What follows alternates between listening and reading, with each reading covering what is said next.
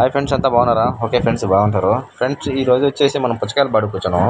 చూడండి, మంచి కొండల దగ్గరికి వచ్చాను. ఇది ఏ ఊరు, ఎక్కడ, ఏంది అనేది ప్రతి ఒక్కటి పెడతాను. ఫ్రెండ్స్, మన వీడియో ఎవరైనా చూసేవాళ్ళంటే కట్ చేయకుండా చూడండి ఫ్రెండ్స్. సబ్స్క్రైబ్ చేసుకోండి, లైక్ కొట్టండి, షేర్ చేయండి. మన కోసం మంచి మంచి వీడియోలు తీసుకొస్తా. ఫ్రెండ్స్, ఇక్కడ వచ్చేసి చూడండి, ఈ తోటలో పుచ్చకాయలు చాలా చాలా పెద్ద కాయలు ఉన్నాయి. పెద్ద కాయలు అంటే ఇది సైజులు బాగున్నాయి. అంటే ఇది కొండ ప్రాంతం దగ్గర కాబట్టి బాగా సైజులు ఉన్నాయి. చూడండి, కాటా పెట్టి కూడా చూద్దాం వీటిని ఎంతెంత సైజులు ఉన్నాయి ఏందనేది. చూసారా, కాటా పెడుతున్నాం చూడండి. 7 కేజీల 300 గ్రాములు ఉంది. ఇంకో కాయగా పెడతాం. ఈ కాయలు కూడా వచ్చేసి ఆ తోటలోటివి నేను 7 కేజీల 700 గ్రాములు.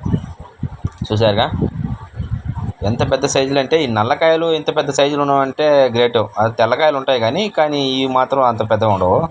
ఓకే ఫ్రెండ్స్, మన వీడియో ఎక్కడ కట్ చేయకుండా చూడండి ఫ్రెండ్స్. ఈ పుచ్చ తోటలో వేసే వాళ్ళకి ఇది మంచి ఉపయోగిస్తుంది. ఎందుకంటే కొంతమంది తెలిసి కూడా పొరపాటు చేస్తూ ఉంటారు.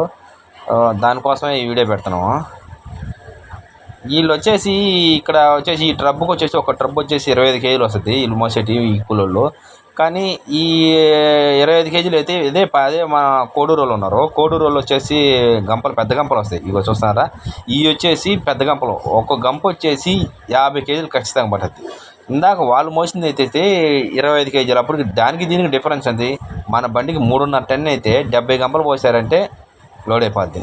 అదే ఆ గంపలతో పోయాలంటే ఎందుకు 70 140 అవుతాయి. ఎంత లేట్ వరకు చూడండి, స్పీడ్గా అయిపోద్ది ఈ వరకు. ఓకే ఫ్రెండ్స్, ఇది చూద్దామండి. ఇప్పుడు మన వీడియో వచ్చేసి ఇక్కడ లోడ్ అవుతుంది కదా. ఇది వచ్చేసి ఎంగడగిరి దగ్గర ఉంది. ఎంగడగిరి దగ్గర పక్కన పల్లి. చూడండి, మంచి ఎండలో లోడింగ్. అంటే పుచ్చకాయలు అంటే మామూలుగానే ఉదయం స్టార్ట్ చేసిన మంచి ఎండలో లోడింగ్లో పడతారు. మంచి ఎండ ఎప్పుడు ఎండ ఉంటుంది ఫ్రెండ్స్. ఇప్పుడు వచ్చేసి చూడండి, ఇక్కడ వచ్చేసి ఆకు చూడు ఎలా వాడిపడిపోయిందో. ఈ ఆకంతా వాడిపడిపోవడానికి కారణం ఏంటంటే ఇది వచ్చేసి బాహుబలి అంటే మన మామూలు ఎండబడేతానికి బాగా వాడిపడిపోద్ది.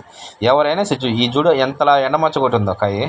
ఆ విధంగా చూడు ఎంత ఎండమట్టుగా ఆకు వాడిపడిపోతున్నాగానే ఏంటంటే ఈ విధంగా మచ్చబడిపోతాయి.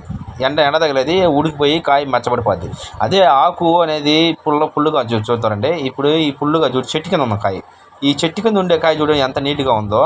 నీడ ఉన్నందువల్ల అంటే అదే చూడండి ఎంత పుష్పలంగా ఉంది కాయ, ఎక్కడ మచ్చలేదు. అది పెద్ద కాయను.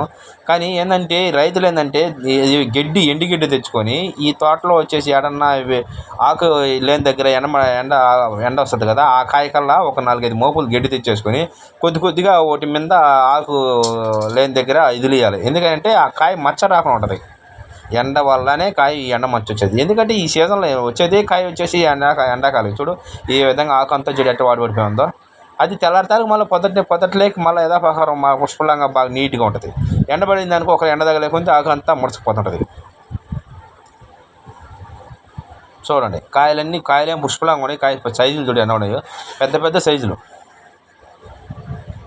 అంతంత సైజులు ఇందాక అవన్నీ ఆ విధంగా వాడిపోయినాయి అంటే ఏంది పరిస్థితి? ఆ రైతుకి ఎంత నష్టం, చాలా నష్టం కదా. ఇప్పుడు మ్యాక్సిమం ఆ తోట మీద ఒక 5 ఎకరాలు అనుకో, 5 ఎకరాలు కాదు 2 ఎకరాలు వేసుకున్న 2 ఎకరాలు ఒక 8 టన్నులు పోయిందంటే ఎంత నష్టం.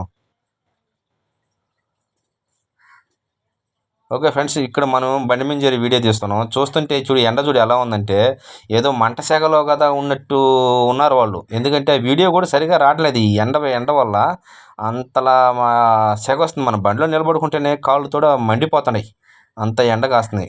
అంటే ఇది ఎంగడగిరి పక్కన, ఇది కొండ దగ్గర ఉంది కదా, దానివల్ల ఇంకొకరు ఎఫెక్ట్. కొండ ప్రాంతాన్ని అనేది మనం మామూలుగానే ఎక్కువ వేడి వస్తుంటుంది.